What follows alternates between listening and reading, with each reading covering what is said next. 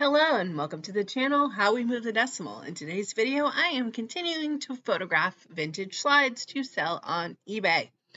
These are my first round, not my most recent round of slides, and these are the ends where I just had a bunch of slides that I mashed together. I do miss the people from this estate sale though, because they labeled everything and it was glorious. Where my most recent slides, a lot of them don't even have the dates stamped in them, which makes my life more difficult. And having the labeling was super nice. Plus, they like to travel. They went plenty of places that we can no longer go because they're either not there anymore or we as a civilization can't not damage things. So this is the whole we can't have nice things.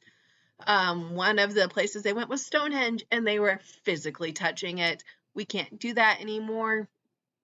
One of the most recent lots I was looking at had the redwoods, the ones that died recently in the fires, that are just gone.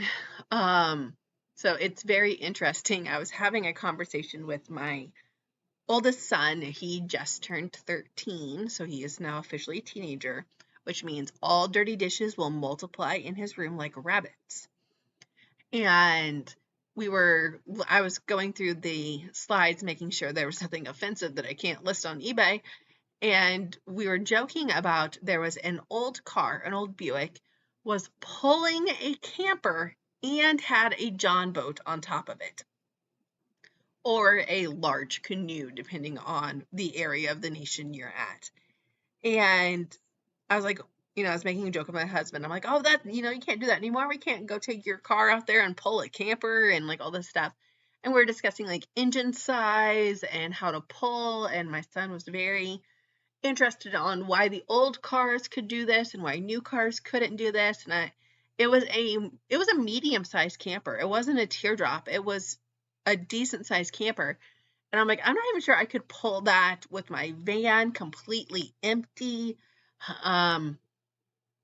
And we were discussing that. We're discussing they also were pulling with another car a like shack camper thing that was like just a chow house and that was just used to serve food. So it had like all the cooking equipment in it. And they're also pulling that with a car. There was no trucks pulling these campers. It was cars. And my son was completely baffled by this.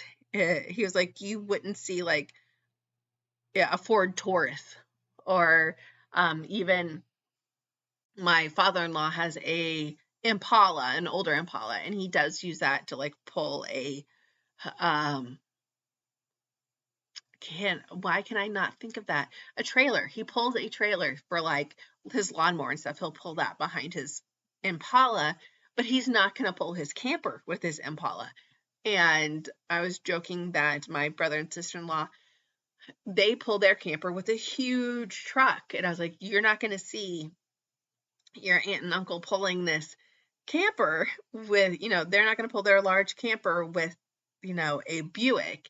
So it was very funny looking back at that, looking back at a lot of them camping, having like a separate chow house, the tents without sides, just roofs, all of that. And looking back at those older pictures, and it's from 1976, looking back at those older pictures with my son who, was born after 2005 and explaining like, even this was before I was born, but this was not unheard of. Like we knew this, we saw this.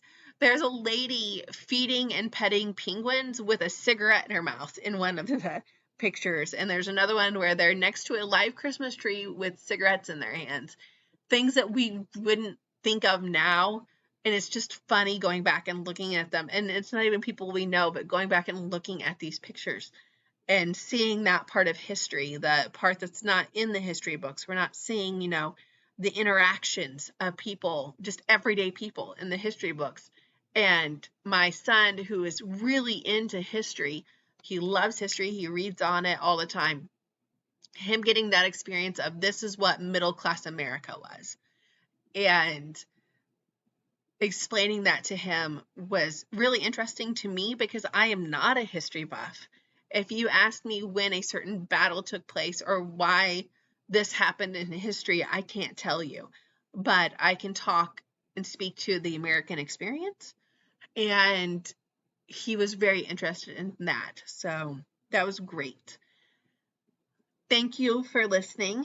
Thank you for watching. And please like and subscribe and watch my other videos.